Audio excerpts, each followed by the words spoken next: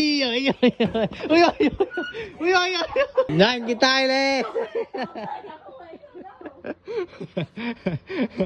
Ai bắt cười. Chú quay. Yeah. Rồi. Lên rồi. Y ơi ơi ui ơi ui ơi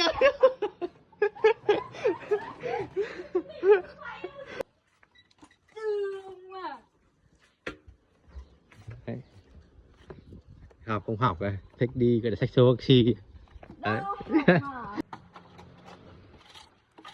Đúng chưa đặt lấy bùn cho mạng đấy.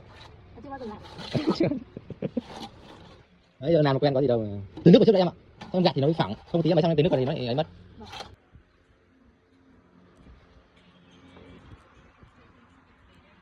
Gì ơi? Thanh niên cởi trần, ghê phết.